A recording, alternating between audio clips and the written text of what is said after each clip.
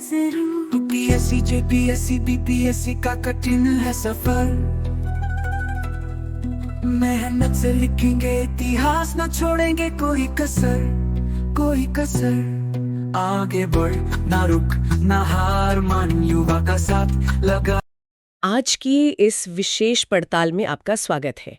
हमारे सामने है एक दस्तावेज, गांधी एंड झारखंड पीडीएफ, और ये महात्मा गांधी और आज के झारखंड, जो उस समय बिहार का हिस्सा था, उनके बीच एक शायद कम सुने गए रिश्ते पर रोशनी डालता है।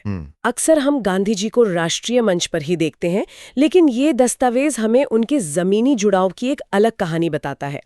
हमारा मकसद सिर्फ ये गिनना नहीं है कि वो कब कब झारखंड आए, बल्कि ये समझना है कि इन यात्राओं का मतलब क्या था, उन्होंने यहाँ क्या देखा, क्या महसूस किया, और इस क्षेत्र पर उनका असर क्या पड़ा। बिल्कुल। और सबसे दिलचस्प बात, 1917 से 1940 के बीच बापू कोई एक दो बार नहीं, बल्कि पूरे 12 बार झारखंड आए।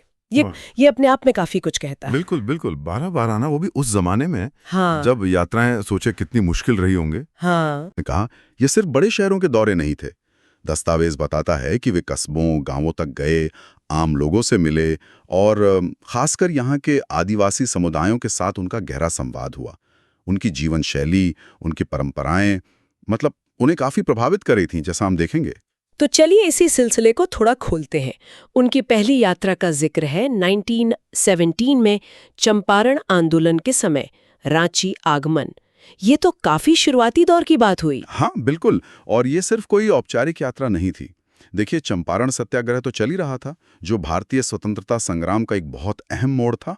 उसी सिलसिले में गांधी जी को बिहार उड़ीसा के तत्कालीन लेफ्टिनेंट गवर्नर थे एडवर्ड एल्बर्ट गेट, उनसे मिलने रांची बुलाया गया। 4 जून 1917 की बात है ये। अच्छा। और माहौल ऐसा था कि दस्तावेज बताता है उनकी नजरबंदी की, मतलब उन्हें हिरासत में लिए जाने की भी आशंका थी। इसलिए कस्तूरबा गांधी और उनके छोटे बेटे देवदास गांधी, उन्हें भी एहतियातन रांची बुला लिया गया था। तो ये दिखाता है कि शुरुआत से ही उनका यहाँ आना कितना राजनीतिक रूप से संवेदनशील था। ये मुलाकात कोई 3 दिन चली थी। तो मतलब सिर्फ प्रशासनिक मुलाकातें ही नहीं थी। 1920 में वो फिर रांची आए, और इस बार माहौल शायद कुछ अलग था। विदेशी कपड़ों की होली जलाई गई और टाना भगतों से मुलाकात का जिक्र है। ये टाना भगत कौन थे और ये मुलाकात इतनी अहम क्यों थी? जी हाँ बिल्कुल, टाना भगत ये मुख्य रूप से उरांव जनजाति का एक समूह था, और गांधी जी के जो अहिंसा और सादगी के विचार थे, उनसे ये बहुत गहराई से प्रभावित थे। वो पहले से ही अपने सामाजिक और धार्मिक सुधारों में लगे हुए थे।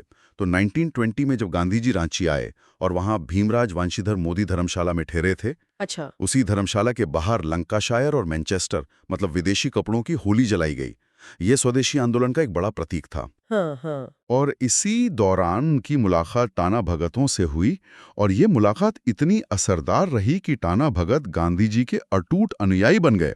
दस्तावेज बताता है कि वो इतने समर्पित थे कि कांग्रेस के जो अधिवेशन होते थे, चाहे वो गया में हो, कोलकाता में, या बाद में रामगढ़ में, वो पैदल ही चले जाते थे। पैदल?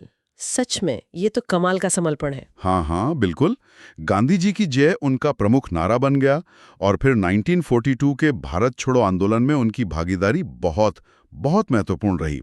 ये दिखाता है कि गांधी का संदेश कैसे जमीनी स्तर पर समुदायों को प्रेरित कर रहा था। ये तो हुआ रांची का जिक्र, लेकिन जैसा दस्तावेज बताता है, उनका दायरा काफी फैला हुआ था।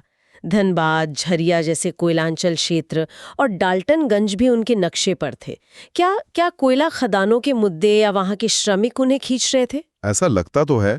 उनका पहला धनबाद दौरा फरवरी 1921 में हुआ था, हालांकि तब शायद समय की कमी थी।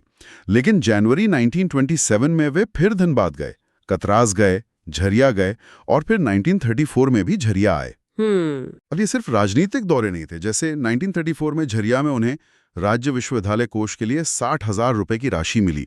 ये उनके फंड जुटाने के प्रयासों का भी हिस्सा था। अच्छा, 60,000 रुपए? जी।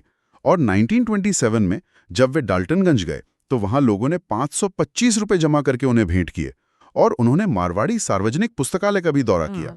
तो ये यात्राएं दिखाती हैं कि वे अलग अलग क्षेत्रों की समस्याओं और जरूरतों को समझने की कोशिश कर रहे थे, चाहे वो औद्योगिक मजदूरों का क्षेत्र हो या शिक्षा का। और जैसा आपने शुरू में कहा था, आदिवासी समुदायों से उनका जुड़ाव बहुत गहरा था।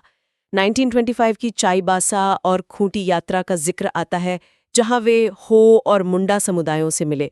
इस जुड़ाव की क्या खासियत थी? हाँ, ये बहुत ही महत्वपूर्ण पहलू है। 15 सितंबर 1925 को वे चाईबासा गए और दस्तावेज कहता है कि वे हो आदिवासियों की वीरता की कहानियों से बहुत प्रभावित हुए थे। अच्छा। सिर्फ मिलना ही नहीं, बल्कि उनकी संस्कृति और इतिहास में रुचि लेना, ये गांधी जी के तरीके का हिस्सा था। फिर रांची लौटते समय खूंटी में उन्होंने मुंडा समुदाय के लोगों से भी बात की। इसी साल वे हजारीबाग भी गए और संत कोलंबा कॉलेज के छात्रों को संबोधित किया। उन्हें समाज सेवा और चरित्र निर्माण की प्रेरणा दी। और दिलचस्प बात यह है, हाँ। उन्होंने छात्रों को हो आदिवासियों पर शोध करने के लिए भी कहा। यह दिखाता है कि वे सिर्फ राजनीतिक नेता नहीं थे, बल्कि समाज को कितनी गहराई से समझने वाले विचारक थे। ये तो वाकई दिलचस्प है, शोध करने को कहना। और संथान समुदाय से भी उनकी मुलाकात का जिक्र है। उनके बारे में उन्होंने कुछ खास कहा था, शायद उनके कपड़े बुनने की आदत को लेकर। हाँ, ये एक बहुत अच्छी मिसाल है उनके स्वदेशी विचार को समझने की। 1925 में ही जब वे बरेमो और देवघर के दौरे पर थे, उन्होंने संथाल समुदाय से मुलाकात की। उन्होंने संथालों द्वारा खुद कपड़ा बुनने की जो परंपरा थी, उसकी बहुत तारीफ की और कहा, यह बहुत ही अच्छी आदत है। ये सिर्फ एक तारीफ नहीं थी, ये उनके स्वदेशी के दर्शन का एक तरह से जमीनी प्रतिबिंब था। आत्मनिर्भरता, अपने श्रम का सम्मान और बाहरी निर्भरता से मुक्ति। और उन्होंने संथालों को राष्ट्रीय आंदोलन से जुड़ने के लिए भी प्रेरित किया, जिसका असर बाद के आंदोलनों में हमें दिखता भी है। स्वदेशी और आत्मनिर्भरता की बात चली है तो जमशेदपुर की यात्राएं भी जरूर अहम रही होंगी, खासकर टाटा स्टील और मजदूरों के बीच के विवाद को सुलझाने में उनकी भूमिका। वो 3 बार जमशेदपुर गए थे, है ना? जी हाँ, 3 बार, 1925, 1934 और 1940 में। 1925 की यात्रा खास तौर पर बहुत महत्वपूर्ण थी। देखिए, 1922 से टाटा प्रबंधन और मजदूर यूनियन के बीच हड़ताल के कारण तनाव काफी बढ़ गया था। अच्छा। तब दीनबंधु CF एंड्रूज, जो गांधी जी के करीबी सहयोगी थे, उनके आग्रह पर गांधी जी जमशेदपुर आए।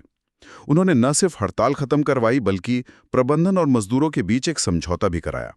ये उनकी मध्यस्थता की क्षमता और दोनों पक्षों पर उनके प्रभाव को दिखाता है। हाँ, ये तो बड़ी बात है। और यहाँ एक और दिलचस्प बात है जिसका जिक्र स्रोत में है, वो ये कि दक्षिण अफ्रीका में जब गांधी जी आंदोलन कर रहे थे, उस दौरान सर रतनजी टाटा ने उन्हें 25,000 रुपए की बड़ी आर्थिक मदद भेजी थी। ओह, 25,000 उस समय? जी, गांधी जी ने खुद इस बात का उल्लेख किया था।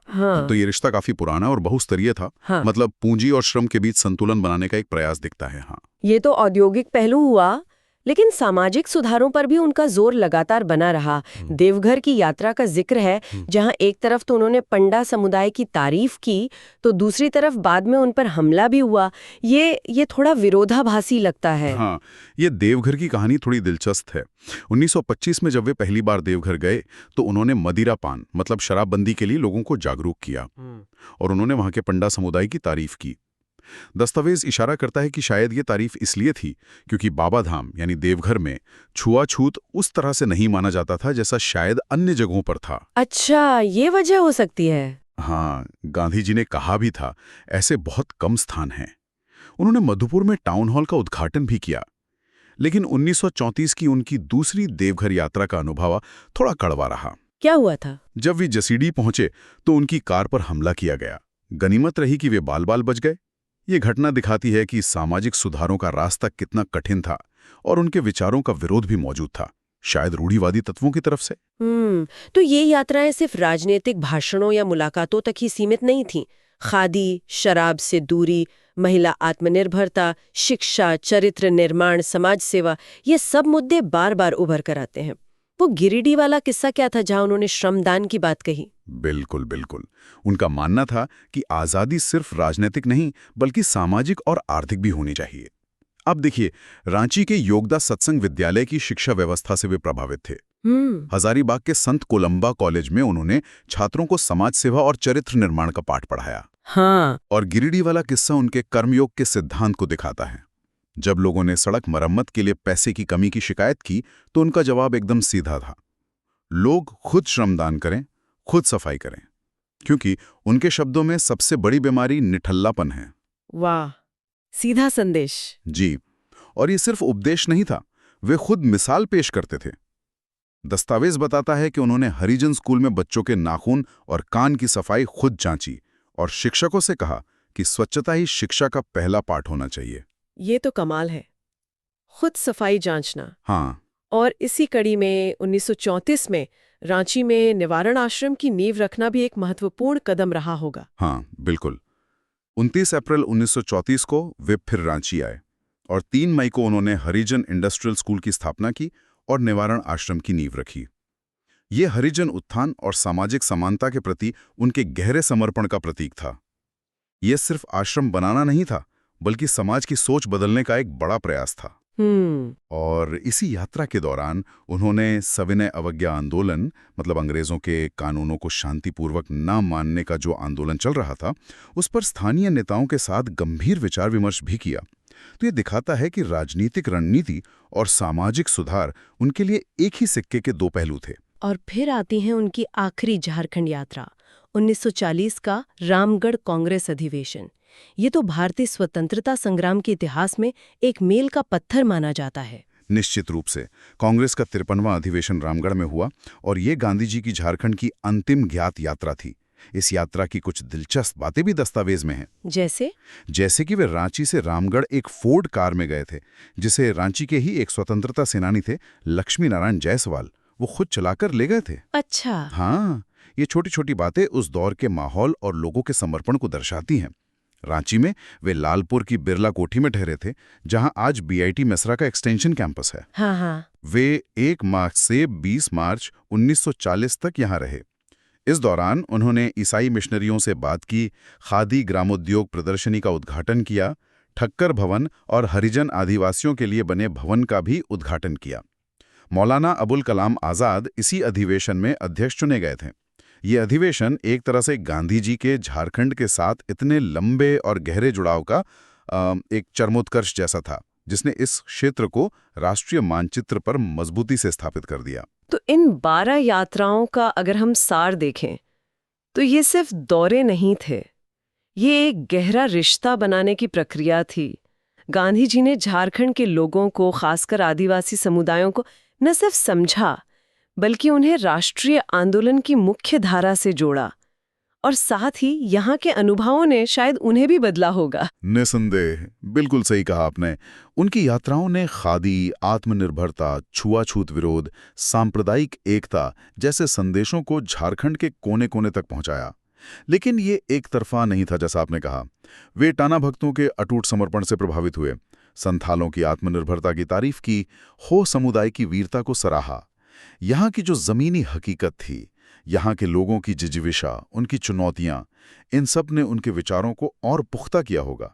ये यात्राएं दिखाती हैं कि उनका आंदोलन सिर्फ अभिजात्य वर्ग तक सीमित नहीं था, बल्कि उसकी जड़ें भारत के गांवों, जंगलों और आदिवासी समुदायों में कितनी गहरी थीं। आज की ये पड़ताल वाकई आंखें खोलने वाली रही। ये स्पष्ट है कि गांधी जी का झारखंड से रिश्ता कितना गहरा, कितना बहुआयामी था।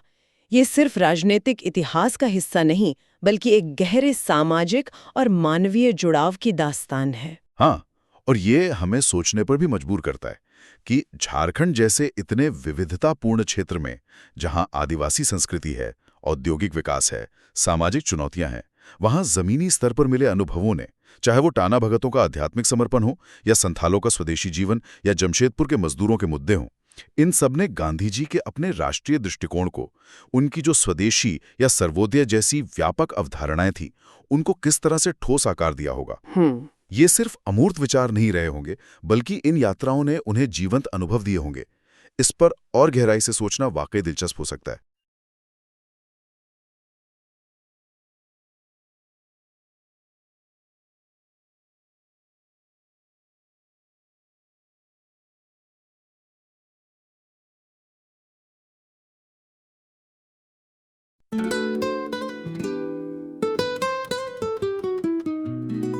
सपने हैं लहरे, मंजिलें हैं दूर, युवा तुम कुड़िया, हाथ तेरा मिले जरूर। यूपीएससी, जेपीएससी, बीपीएससी का कठिन है सफर,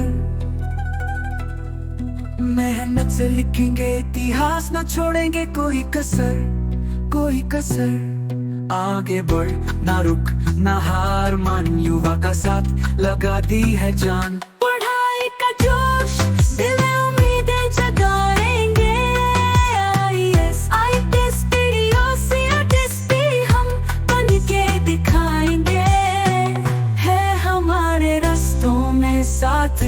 युवा धुम कुड़िया कहा।